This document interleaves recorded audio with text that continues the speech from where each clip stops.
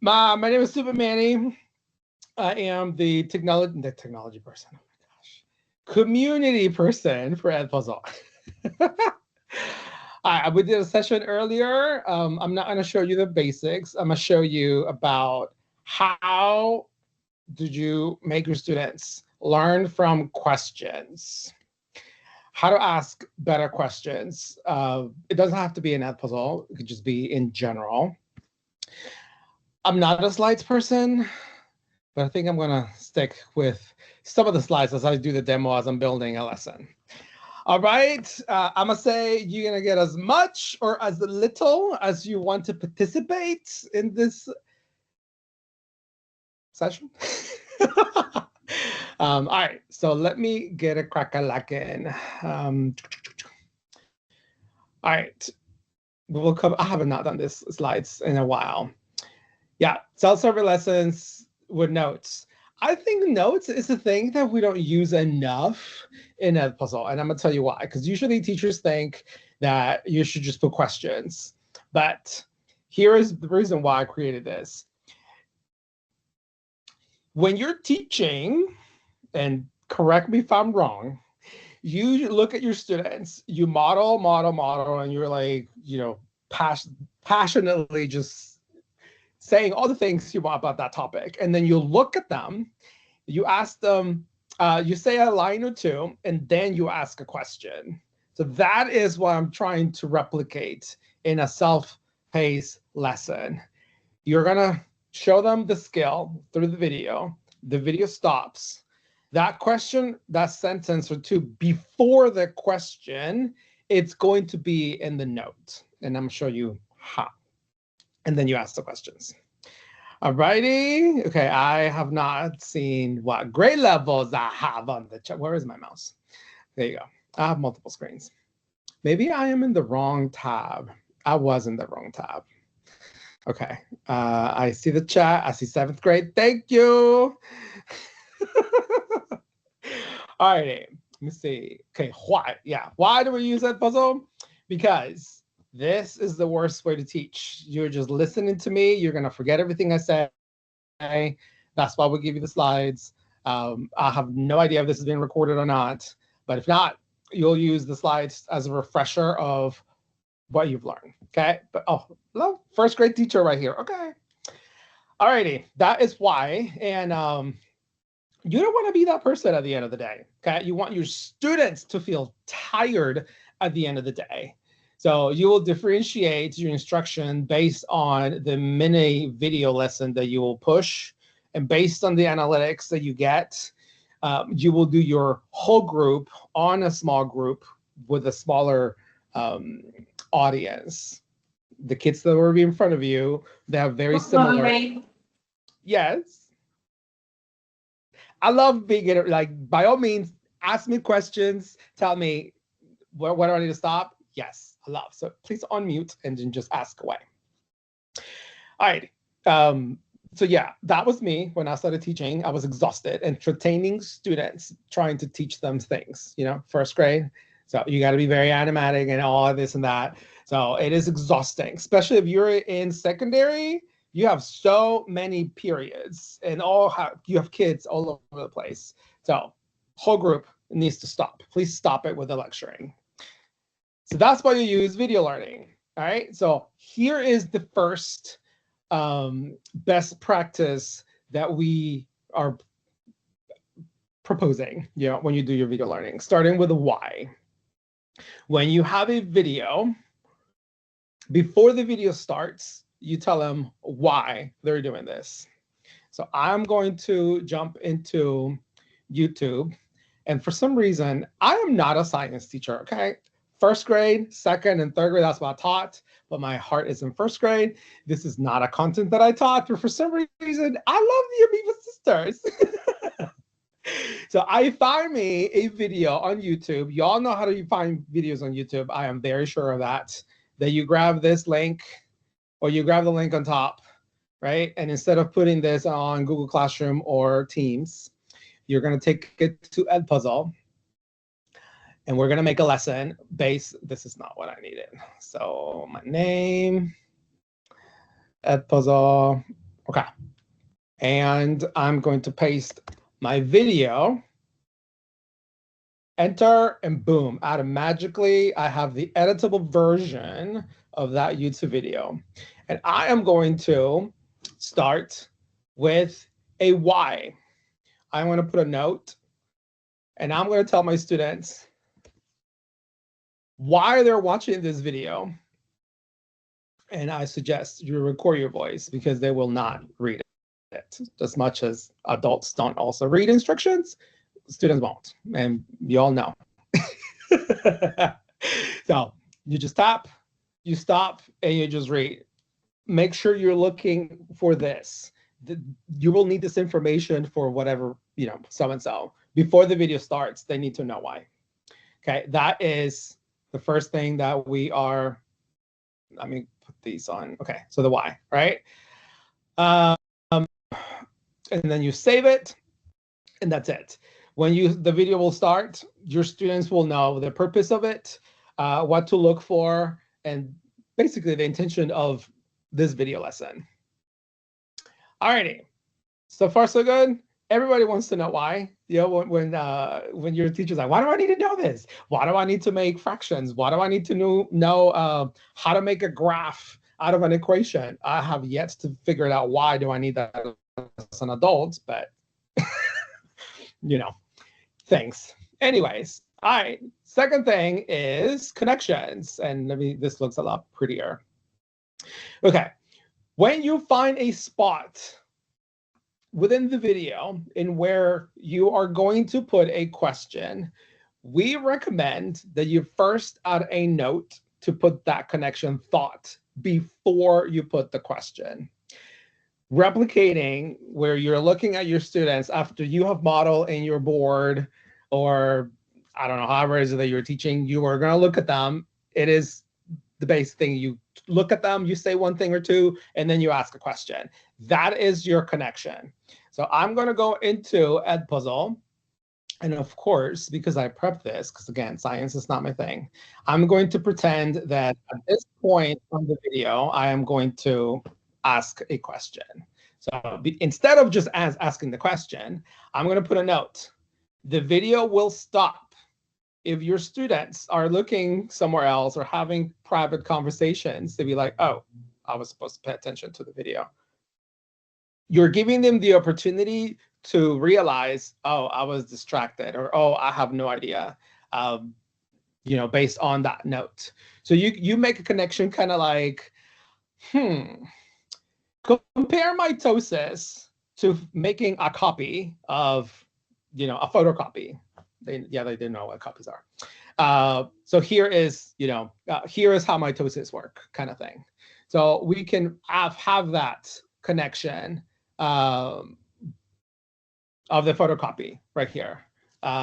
Think about mitosis as a copy machine. Have you ever thought about when you cut yourself, how does that heal? That is part of it. You're asking them questions that you really don't care the answer. It's questions that are making your students think about what they just watched. And if they don't know the answer, then they need to watch that section again. Again, giving them the opportunity before the actual question is, hey, think about this, make connections. And if you don't know, rewatch it. Okay, so here's a note. You can put audio if you want to. So just save it. And then it's the actual question. That it could be either multiple choice or open-ended question. And I don't think we're there yet. I am in the connection. I am pacing myself. All right.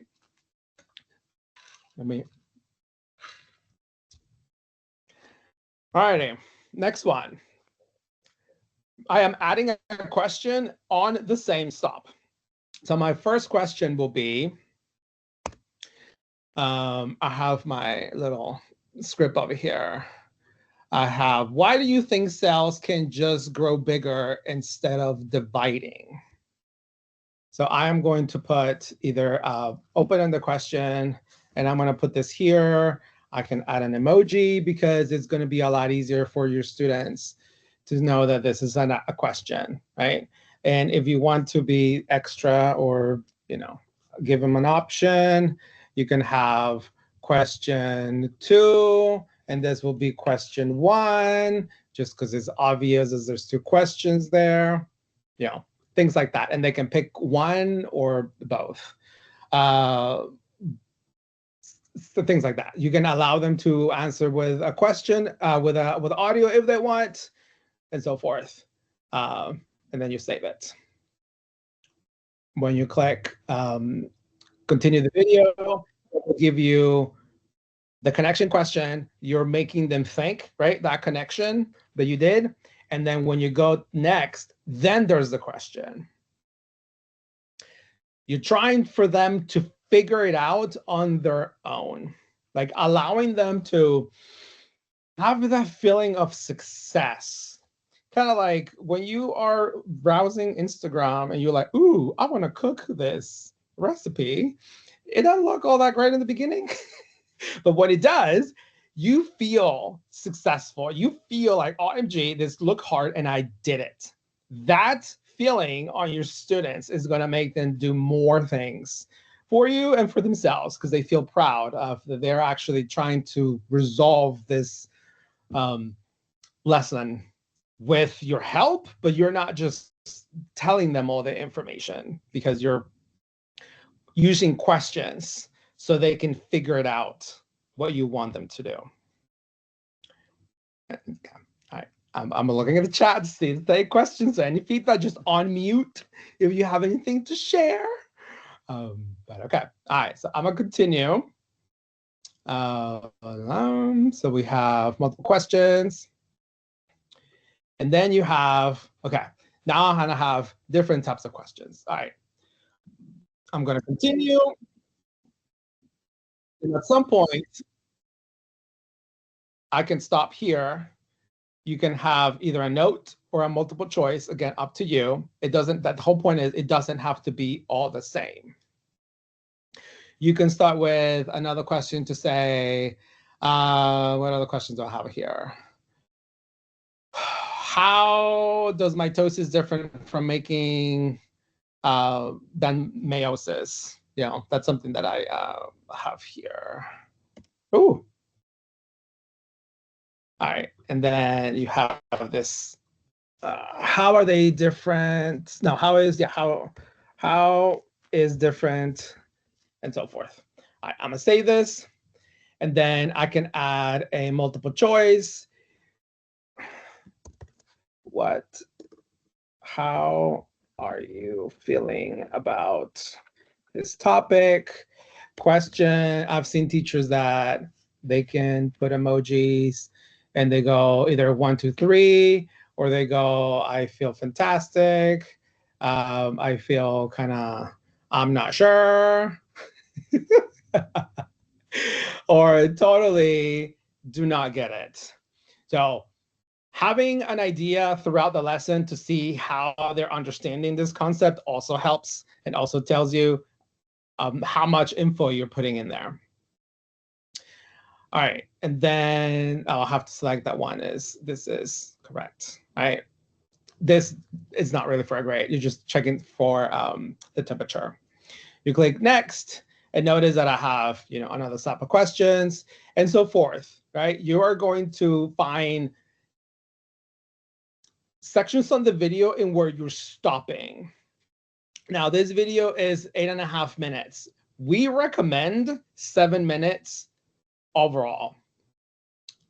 I mean, a minute, it's not going to be excruciating enough. They're like, oh, I have to stop it, or I have to divide it, or make it short. Just know that it's going to take them on a 8.5 minutes. It's probably going to be, I don't know, like 15 minutes, 14 minutes for them to do this lesson, because you're having them think. You're having them giving the option of going back and watching it. Just be mindful with the time and how many times they have to stop. All right, and I think the next one is where I'm going to spend the majority of the time. Here is the different types of questions that we have. All right, evidence questions. It's not so much, but I show you the open, multiple choice, open-ended questions, and notes. Those are the 3 questions that we have. And using those 3 features or types of questions that we have, the content, the text within the questions is what you're going to be able to differentiate. Okay, so evidence questions. And you have some examples there. That for them to actually use the wording, they need to understand, obviously, the content. All right, and I do have some questions here that I'm just going to model. It says, what evidence in this animation helps you tell the difference between metaphase and anaphase? Something like that. If mitosis was wrong, what evidence might you look for a cell to show you that it was divided incorrectly? They have to be able to pinpoint whatever is it that you're trying to do. Now, granted, I'm using cells, this science lesson, but it's based on what you're teaching them. But using those wording is prove to me that you can justify the answer to this. That is that type of question, an evidence question. You probably already do it.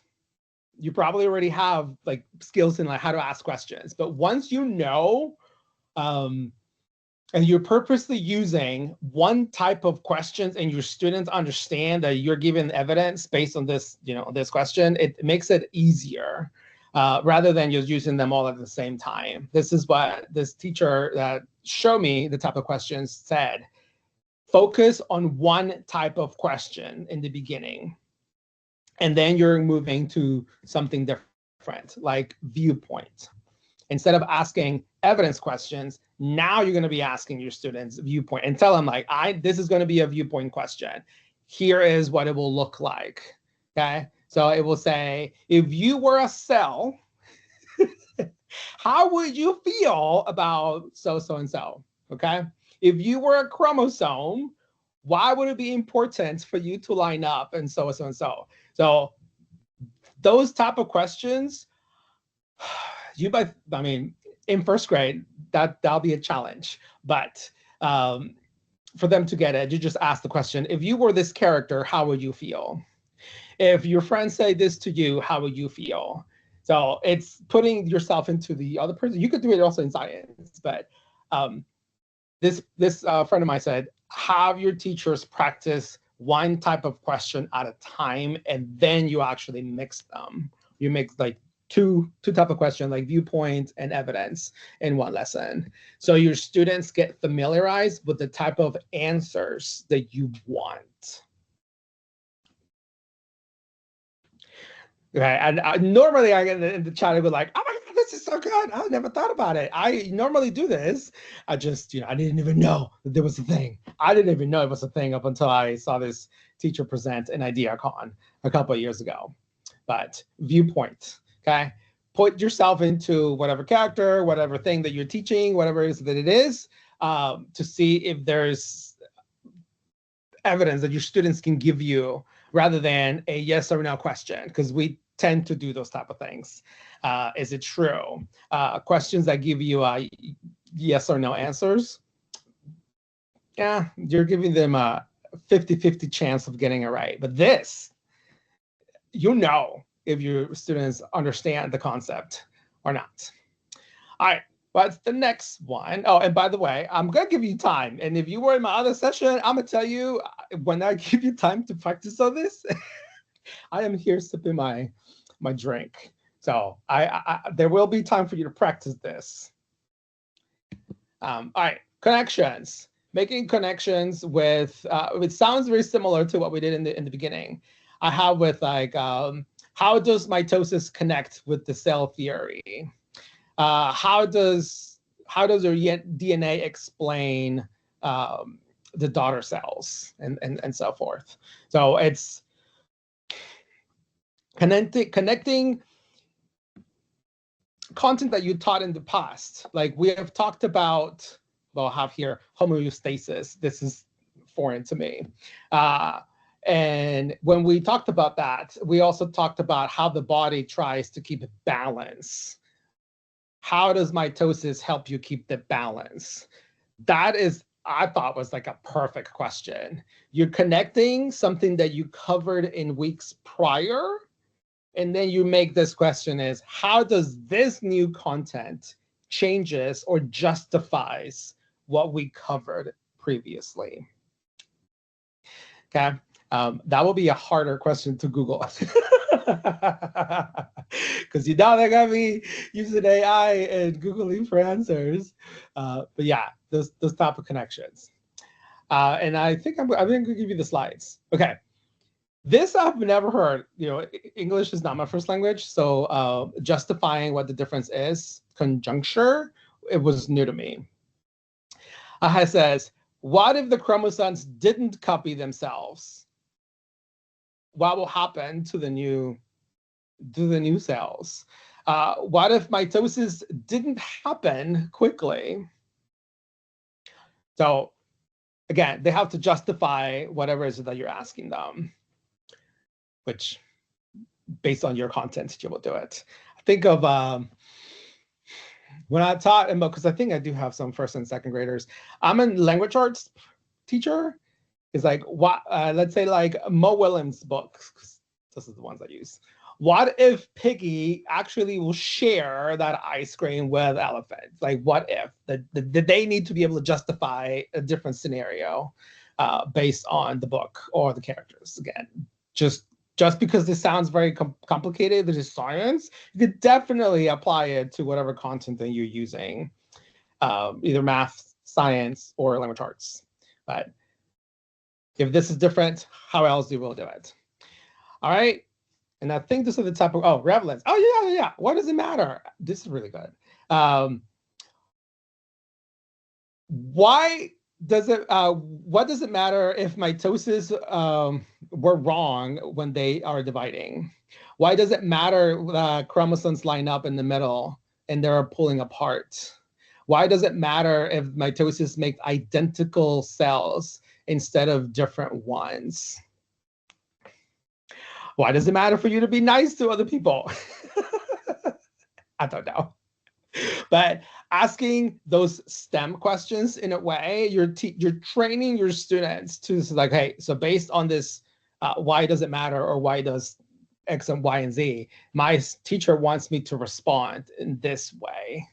Also, when I've modeled this session in the past, people tell me like, my students learn to give me better structure. The structure of their answers are better because they're following the STEM that I'm giving them.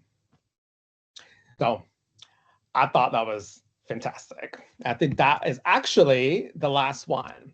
All right, so I am going to give you this link so you can see the types of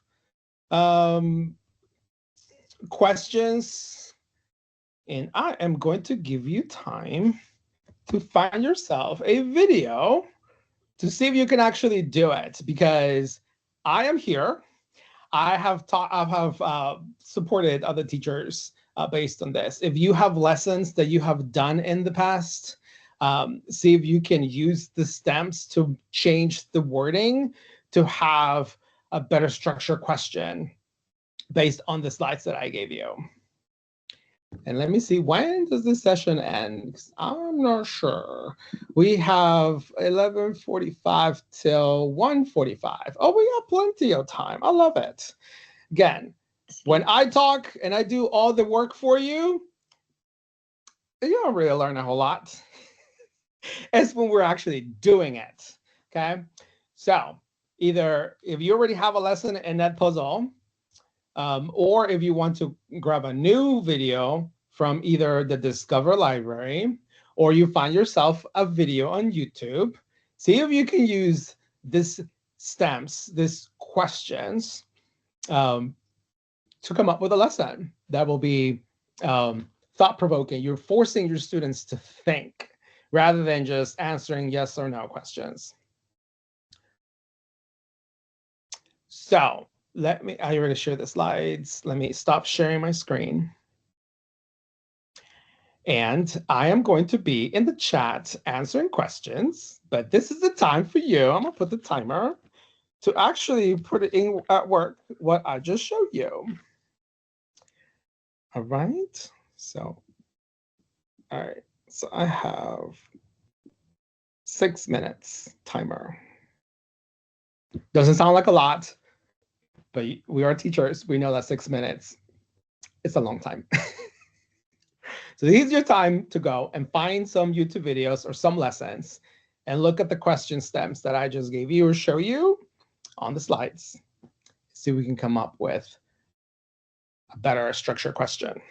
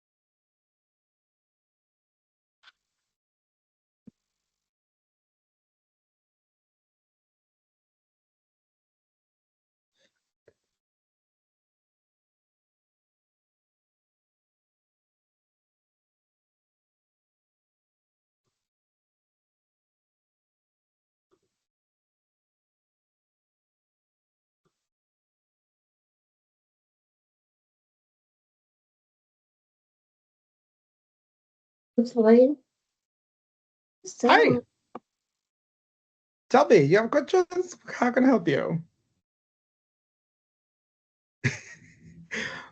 Maybe with the wrong finger or button, something.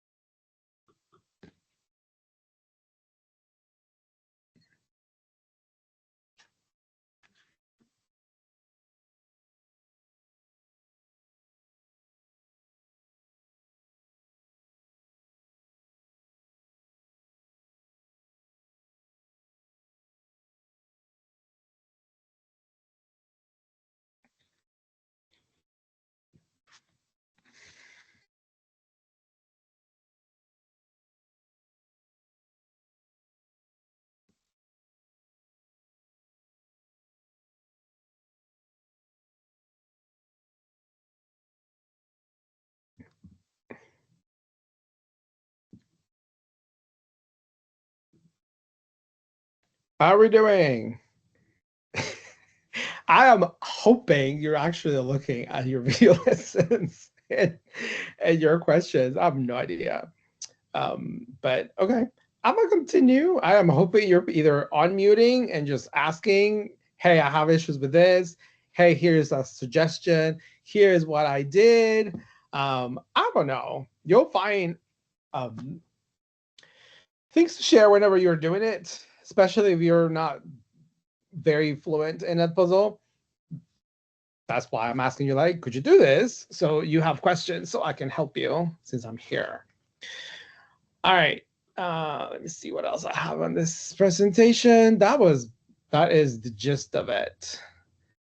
All right. So I do have one last. Oh, I do have people that actually went into the slides. Yay! All right. We have types of questions. That will be, where's my share screen? Window. There you go. All right. Open versus close-ended questions. Honestly, whenever I model Edpuzzle to teachers, they love the multiple choice questions. They close results, like multiple choice for your way, because it gets graded automatically, which is fantastic. Yes, but you're not allowing your students to elaborate or to tell you in their own words or to practice their English in a way. So it's up to you. That's what we suggest. Do a mixture of them. Okay, so I'm going to show you when you are in Edpuzzle. And where is my PD? Here you go. I have answers that need to be graded. That's what the red line is. When I click in the class that I'm in, I have 3 answers from an open-ended question that needs to be graded. We have this magical button called AutoGrade. So when you tap AutoGrade, here is where you put your teacher answer, the most comprehensive answer that it's going to cover, hopefully, the majority of the versions from your students. It is based on AI, so yes, it will catch. It's not a matching. If it's their word is misspelled, if it's a synonym of a word, it will catch it again because it's AI. It's smart. I don't know. So there was a teacher who said, "This is hoodoo magic." It's like, it's magic. Oh my God, yes. But it needs to be comprehensive enough, right, that it will catch all the variations, from your students. So you put that in there, and then you click auto grade, and it automatically will grade all your open-ended questions in a click. So even if you do embark yourself into open-ended questions, granted, yes, you have to put the teacher answer, but everything is graded for you. So don't ditch the open-ended questions just because, it doesn't happen automatically. I'm going to close this because this is not the right slides. And I love this. And what else? When she showed me this, this is like the easiest question. I'm like, this is fantastic. You will show that video, and then you stop, and then you ask them, okay, this is the content, fantastic. What else can you tell me about what you just saw? That was mind-blowing, because the student needs to understand the concept, and then they are like making a conclusion and then putting it in, as an answer. I thought that was mind-blowing. So, oh yeah, you're welcome, Chris. Yeah, the auto grade. And that is all included in the free. Oh, I need to show you the free and version, obviously. Community, I am not a salesperson. So I'm gonna show you all the things for free. Okay. This, I don't even know if y'all use and what else, but you should start using and what else a lot more, even when you have conversations. What else can you tell me about this? Fantastic. Okay. In my mind, I am going to pretend that I see stars and all the love in the chat, or that you're dancing and you're just being too shy. All right. Let me see what else I have. I don't even remember what I have. Okay, here I got Blue technology. Oh, student projects. I need to show you student projects. All right, we all know this. What I'm doing is pretty much at the bottom because I am spewing all this onto you, and I am hoping that you are going to remember. Thank you, Ms. Barrera. It is being recorded anyway, so I'll be sharing it on YouTube so they can watch it again. Okay, great reference. I'm hoping that you're going to remember all the things.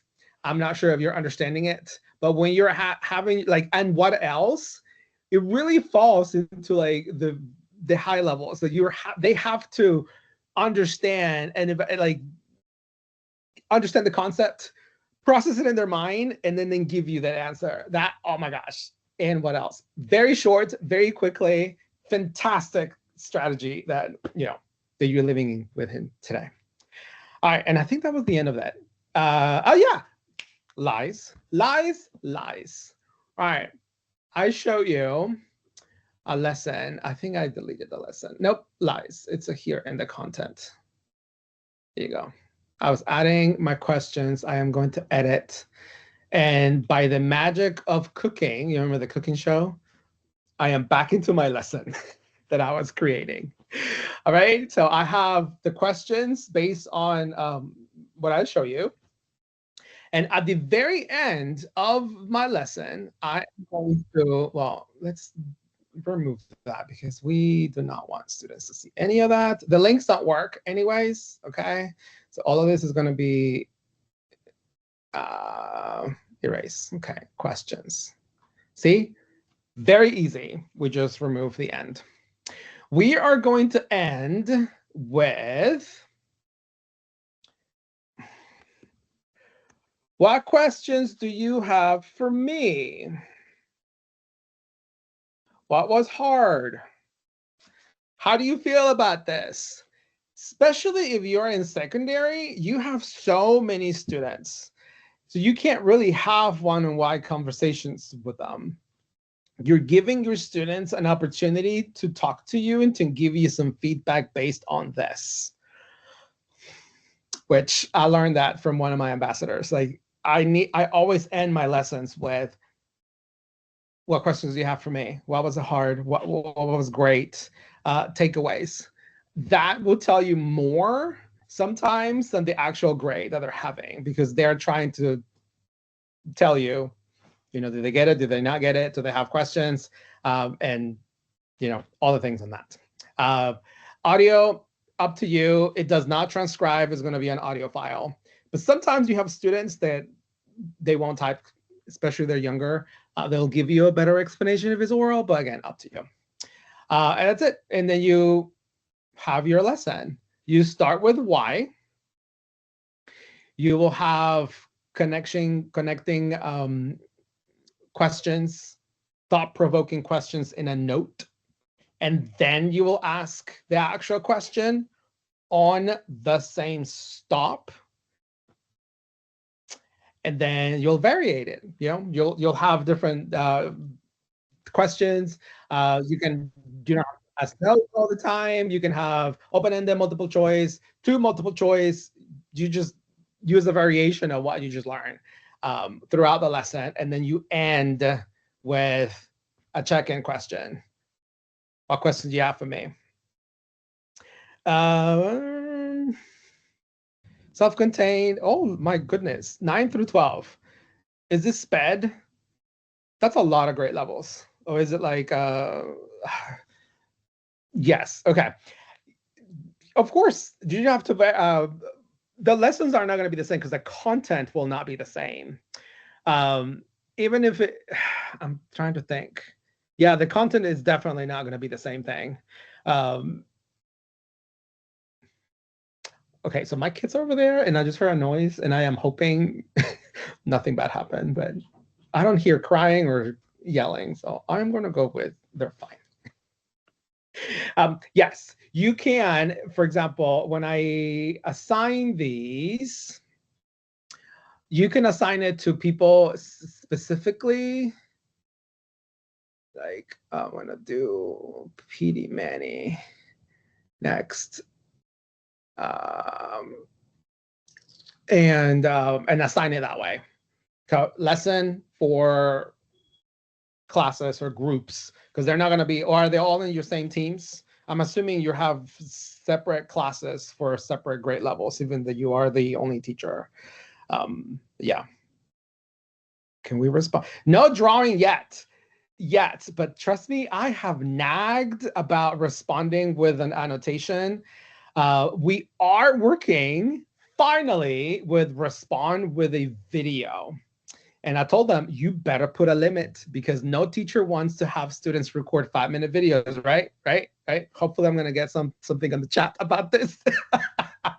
I said it should be a 3-second, 5-second, 10-second, something like that. And then if you want something longer, you know, I said 3, 5, 10 seconds, 1 minute, 2 minutes response, because it might be something a lot longer that you might need, but nothing more than that. We are working on that. Anything that has to be with students recording, legal, privacy, it is a big deal. So we're still finagling all those things. But yeah, we're also working on translating closed captions. And I know you're going to tell me, fantastic, Manny, but my kids can't read because they're in 1st grade. Okay, so we're going to start with translating closed captioning. And eventually, you'll be able to have AI translate audio. We're not there yet, but that is in the roadmap, right? There's a limit videos you can. There's a limit of videos that I can use. No, people, sadly, do put 30-minute lessons, hour lectures in here, which who wants to watch a 1-hour video lesson? No one. No one wants to watch. When you go to YouTube and you're trying to figure it out, how do you teach, I don't know, whatever concept, you don't want to watch a long video and be like, honey, no, I need you like close, like to the point. No one wants to watch a long video. We say 7 minutes. There is not really a limit. There's a limit on the, I think is one, let me find out right now. 1 gig of when you upload, add video, upload video, I think it's a gig. Oh yeah, look, I am so smart. Yes, so it's not on length, it's on how heavy that video is. Plus, don't do that to your students. To put up really long video. It's a lot of info. Like, you watch me and you probably at some point were like, Manny, stop, this is too much info, overload. So short is better.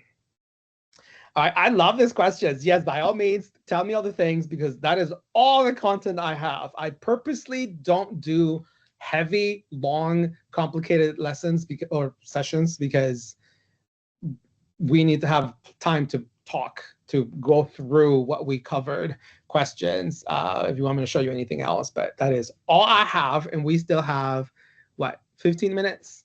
Math is not my thing. So I'm going to go with, I'm going to round, and it's going to be 15 minutes. So, oh, free. Let me show you about the free plan. So I'm sharing my screen. Yes. All right. Here is, and I'll probably have to stop sharing and share again because it's a different window. See, I figured it out. I'm gonna do this. I think it's this one. Yes. Okay.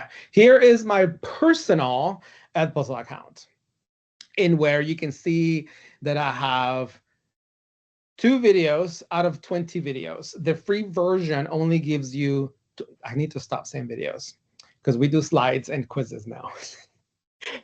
We call them activities. That was not my choice, but we call them activities, okay? So I have 2 activities out of 20. You will run out. I'm gonna tell you that right now. If you don't have an account, if someone you know doesn't have an account, you're going to click here. It says refer for more content. Here is your referral code. You are going to give this to someone that does not have an Edpuzzle account, okay? And I know this is being recorded. You can interpret that however you want to. Every time someone opens a Edpuzzle account with an email, you get 3 videos, the person who owns the referral code, and the other person also gets 3 videos. Okay, so we're trying to benefit both parties. That is how you get free storage, because you will run out. All right, and then you will have anything that is in my content counts as a video activity. Sorry, it just happened. When you delete it, you used to be able to gain that storage back. We fixed that loophole. So you can delete as many as you want, honey. You're still having 2 out of 20. So I'm telling you, you're gonna run out. Start sharing your referral code. If you go to YouTube, Edpuzzle referral code, and I always butcher all the things. It don't matter. It finds it. It shows you how to use the referral code. Okay, here's the link. It's on the chat. This is how you're going to be getting more storage for free. All right, then when you go to professional, I did it too fast. I didn't even show you. Okay, professional is right here. Here is where all our certifications are. If you forget all the things that I said, because it's normal, again, bottom line of Bloom Psychology, you're gonna have to remember all the things I say. Here's where we have our certifications. Some of them are free, some of them are not. So if they say, oh, they fixed it, I'm a very good nagger. I told them, you better put the free on top. You better put the free on top, and they did. They did. Okay, so all of these courses are free. All right, I'm gonna let you know the 3 pillars of UDL and the neurodivergent minds. You have got to do. They are fantastic. Not because my friends made them, but the content, it really opens your mind, especially for SPED, but this does not only applies to SPED. We're all neurodivergent. I'm a hot mess that I do take meds for this. And look, I'm still a mess. But you need to understand what to look for, the way your students react. This is not just for SPED students. This applies to every student. Will work better if they see emojis, if you allow them to listen to you or for them to talk to you. Different modalities, presenting the information in different ways to students, it's always helpful. So that is what these 2 courses are for. Look, they're short. You do get a certificate of completion. All right, and then all those you have to pay. So don't even look because you don't have access. Just saying. But we have a lot of stuff that's free. I'm making more partnerships. The next one I'm doing with Edu Protocols is in the making. Very excited. This pedagogy to the best. Oh my gosh, best. All right, the beginner, intermediate, and coach. These are not new. So just wait, because the slides and quizzes are not included yet in the certification. So we need to show you all the things. I'm just talking because I don't see any questions. Nobody's unmuting to say anything. So I'm gonna move on because I am an oversharer. Now let me go back into mine. Let me just give some information real quick, Manny. Oh, we are about 8 minutes from the end of the session. So I did put the information about the session evaluation pills. Please fill it out. Give us some feedback. Give Super Manny some feedback. And right now will be a great time if you have any questions. Go ahead, unmute yourself and put it on the chat. He is ready to answer all those questions. Yes. I mean, come on. Yeah. I cover the free. You have the slide. Let me put the slides again. For some reason, I don't know why, but I'm gonna do it again. Wait, this is not the slide. This is the share, the presenter mode. Hot mess. It's a Saturday, okay? All right, there are the slides again. All right, so I don't see anything. I'm gonna show, what was I gonna show you? Student projects. Highest level of blooms is creation. So we do have a hidden gem that for some reason people didn't know about.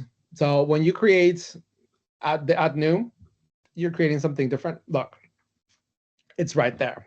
We made it even more obvious for you to have it there. And we tell you, allow your students to create their own videos, video lessons. Oh my God, someone's unmuted. Yay.